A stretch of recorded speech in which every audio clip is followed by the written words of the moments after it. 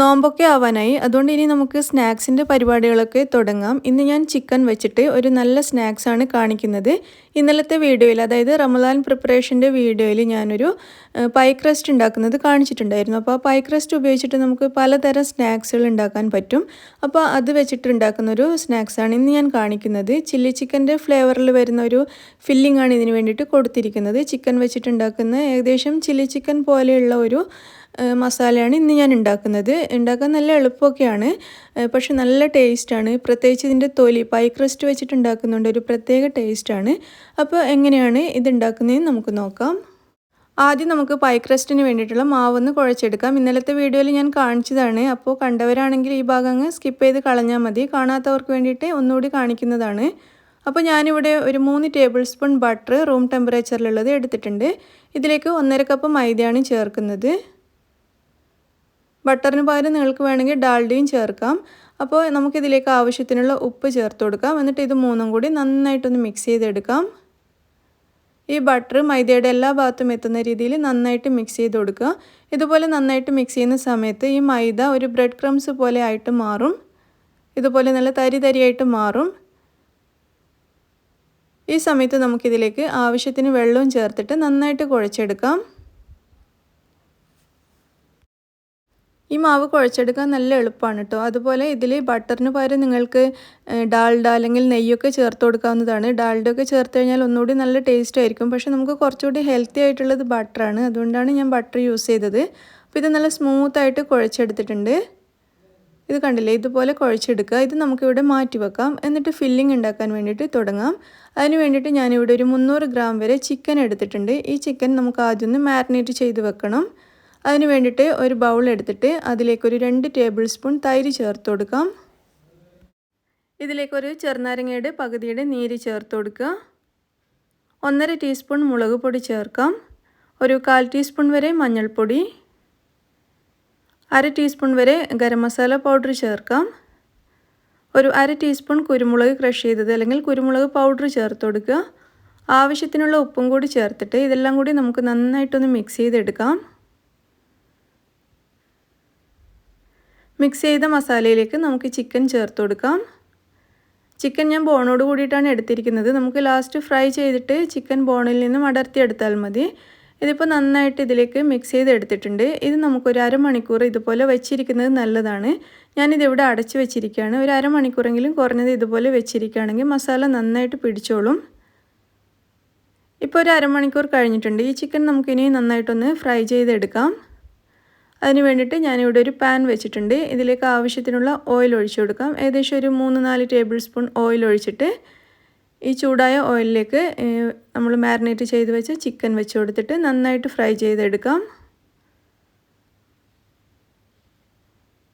ഒരു ഭാഗം നന്നായിട്ട് ഫ്രൈ ആയി കഴിയുമ്പോൾ നമുക്കിതൊന്ന് തിരിച്ചിട്ട് കൊടുക്കാം. എന്നിട്ട് മറ്റേ വശവും കൂടി നമുക്ക് നന്നായിട്ട് ഫ്രൈ ചെയ്യാം. 2 വശവും ഫ്രൈ ആയി കഴിഞ്ഞാൽ പിന്നെ ഇത് തിരിച്ചും മറിച്ചും ഇട്ട് ഫ്രൈ ആവാത്ത ഭാഗമൊക്കെ നോക്കിയിട്ട് നന്നായിട്ടൊന്ന് മൊരിച്ചെടുക്കുക. ചിക്കൻ നന്നായിട്ട് വെന്ത് വരണം. അപ്പോൾ നമ്മുടെ ചിക്കൻ ഇവിടെ റെഡി ആയിട്ടുണ്ട്. ഞാനിത് അടുപ്പത്തുനിന്ന് മാറ്റുകയാണ്.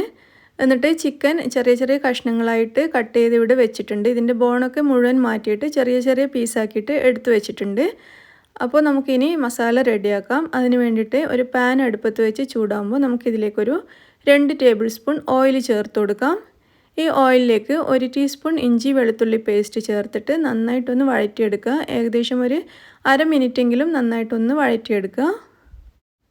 ഇഞ്ചി വെളുത്തുള്ളി പേസ്റ്റ് ചേർത്ത് നന്നായിട്ടൊന്ന് വഴറ്റി നല്ലൊരു മണം വരുന്ന സമയത്ത് നമുക്കിതിലേക്ക് 1 ടേബിൾ സ്പൂൺ പച്ചമുളക് ചെറുതായിട്ട് അരിഞ്ഞത് ചേർത്ത് കൊടുക്കുക. എന്നിട്ട് അതും ഇതിൻ്റെ കൂടെ ഒന്ന് വഴറ്റിയെടുക്കാം. ഇനി ഇതിലേക്ക് ഒരു സവാള ചെറുതായിട്ട് അരിഞ്ഞത് ചേർത്ത് കൊടുക്കാം. ഒരു വലിയ സവാളയാണ് ഞാൻ എടുത്തിരുന്നത്. ചെറുതാണെങ്കിൽ 2 എണ്ണം എടുക്കുക. ഒന്ന് മിക്സ് ചെയ്ത ഉടനെ തന്നെ ഇതിലേക്ക് നമുക്കൊരു ചെറിയ ക്യാപ്സിക്കം കട്ട് ചെയ്തതും കൂടി ചേർത്ത് കൊടുക്കുക. എന്നിട്ട് രണ്ടും കൂടി ഒന്ന് വഴറ്റിയെടുക്കുക. ഇത് കൂടുതൽ സമയം വഴറ്റി ബ്രൗൺ കളറൊന്നും ആവാൻ നിൽക്കണ്ട. ഇത് രണ്ടും കൂടെ ചെറുതായിട്ടൊന്ന് വാടി വന്നാൽ മാത്രം മതി. ഇതിപ്പോൾ ചെറുതായിട്ടൊന്ന് വാടി വന്നിട്ടുണ്ട്. ഇനി നമുക്കിതിലേക്ക് ഈ സമയത്ത് ഒരല്പം ഉപ്പ് ചേർത്ത് കൊടുക്കുക. നമ്മൾ ചിക്കനിൽ ഉപ്പ് ചേർത്തിട്ടുണ്ട്, അതുകൊണ്ട് വളരെ കുറച്ച് ചേർത്താൽ മതി. ഇനി ഇതിലേക്കൊരു 1/2 ടീസ്പൂൺ വരെ മുളക് പൊടിയും 1/4 ടീസ്പൂൺ മഞ്ഞൾപ്പൊടിയും ഒരു 1/2 ടീസ്പൂൺ വരെ കുരുമുളക് ക്രഷ് ചെയ്തതും കൂടി ചേർത്ത് കൊടുക്കാം. എന്നിട്ട് ഈ പൊടികളെല്ലാം കൂടി നന്നായിട്ടൊന്ന് വഴറ്റുക. പൊടികളുടെ പച്ചമണം മാറുന്നത് വരെ വഴറ്റുക. അതിനുശേഷം ഇതിലേക്ക് 1 ടേബിൾ സ്പൂൺ സോയാ സോസ് ചേർത്ത് കൊടുക്കാം. ഇനി ഇതിലേക്ക് 1 ടേബിൾ സ്പൂൺ ടൊമാറ്റോ കെച്ചപ്പും കൂടി ചേർത്ത് കൊടുക്കാം. എന്നിട്ട് നന്നായിട്ട് ഇതിലേക്ക് മിക്സ് ചെയ്തെടുക്കാം. ഈ സമയത്ത് ഒരല്പം ഫ്ലെയിം കൂട്ടി കൊടുക്കുന്നതാണ് നല്ലത്. നന്നായിട്ട് മിക്സ് ചെയ്തതിന് ശേഷം നമ്മൾ നേരത്തെ റെഡിയാക്കി വെച്ച ചിക്കനും കൂടി ഇതിലേക്ക് ചേർത്ത് ഒന്നുകൂടി നന്നായിട്ട് മിക്സ് ചെയ്തെടുക്കാം. ഈ സമയത്ത് ഉപ്പ് വേണമെങ്കിൽ ഒന്ന് ചെക്ക് ചെയ്തിട്ട് ആവശ്യമാണെങ്കിൽ ചേർത്ത് കൊടുക്കുക. ഇതിലേക്ക് ഒരല്പം മല്ലിയിലയും കൂടി ചേർത്തിട്ടുണ്ട്. മല്ലിയില ചേർത്തിട്ട് ഒന്നുകൂടി മിക്സ് ചെയ്തെടുത്തിട്ടുണ്ട്. നമ്മുടെ ഫില്ലിംഗ് ഇവിടെ റെഡി ആയിട്ടുണ്ട്. ഇനി ഇത് നമുക്ക് അടുപ്പത്തുനിന്ന് മാറ്റാം. അപ്പോൾ നമ്മളിത് നേരത്തെ കുഴച്ച് വെച്ച മാവ് നല്ല സോഫ്റ്റായിട്ട് മാറിയിട്ടുണ്ട്. അപ്പോൾ ഇതിൽ നിന്നും ആദ്യം നമുക്ക് ഒരു ചപ്പാത്തിയുടെ അത്രയും വലുപ്പത്തിലുള്ള ഒരു ഉരുളി എടുത്തിട്ട് നന്നായിട്ട് ഇതുപോലെ ഒന്ന് ഉരുട്ടിയെടുക്കാം.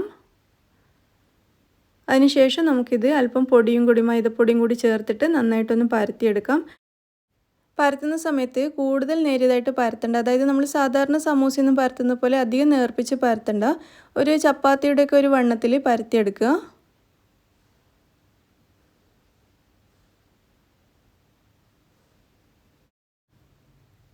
ഇതിവിടെ പരത്തിയെടുത്തിട്ടുണ്ട്. ഇനി ഇത് നമുക്ക് സൈഡിൽ നിന്നൊക്കെ ഇതുപോലെ കട്ട് ചെയ്തിട്ട് ഒരു സ്ക്വയർ ടൈപ്പിലാക്കിയെടുക്കാം. ഒന്ന് ഷേപ്പാക്കിയെടുക്കാം. എന്നിട്ട് നമുക്ക് ഈ പരത്തി വെച്ചത് 4ആയിട്ട് കട്ട് ചെയ്തെടുക്കാം. 4 പീസായിട്ട് കട്ട് ചെയ്യാം.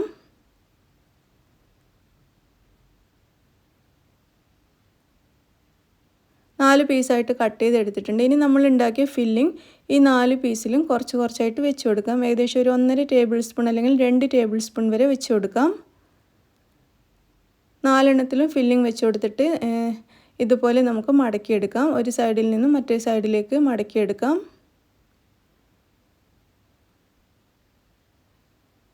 നാല് പീസും ഇതേപോലെ ചെയ്യാം.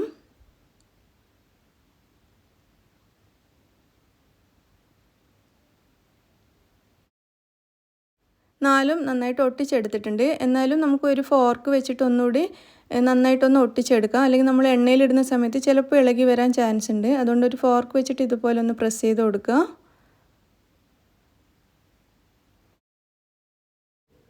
ഇതുപോലെ നമുക്ക് മുഴുവൻ ചിക്കൻ പായും റെഡിയാക്കി എടുക്കാം. അങ്ങനെ ചിക്കൻ പൈ മുഴുവനും ഇവിടെ റെഡിയാക്കി വെച്ചിട്ടുണ്ട്. ഇനി ഇത് ഫ്രൈ ചെയ്യണം. അതിന് വേണ്ടിയിട്ട് ഞാനൊരു ചീനച്ചട്ടിയിൽ ഓയിൽ ചൂടാക്കാൻ വെച്ചിട്ടുണ്ട്. ചൂടായ എണ്ണയിലേക്ക് ചിക്കൻ പൈ ഇട്ടിട്ട് നമുക്ക് ഫ്രൈ ചെയ്തെടുക്കാം. സാധാരണ സമൂസയൊക്കെ ഫ്രൈ ചെയ്യുന്നത് പോലെ തന്നെ ഫ്രൈ ചെയ്യാം. സമൂസയേക്കാളും കുറച്ചധികം സമയമെടുക്കും. കാരണം ഇതിൻ്റെ തൊലി ഒരല്പം കട്ടി കൂടുതലാണ്. അപ്പോൾ കുറച്ചധികം സമയമെടുക്കും. അപ്പോൾ തിരിച്ചു മറിച്ചിട്ട് 2 വശവും നല്ലൊരു ഗോൾഡൻ കളറാകുന്നത് വരെ ഫ്രൈ ചെയ്യാം.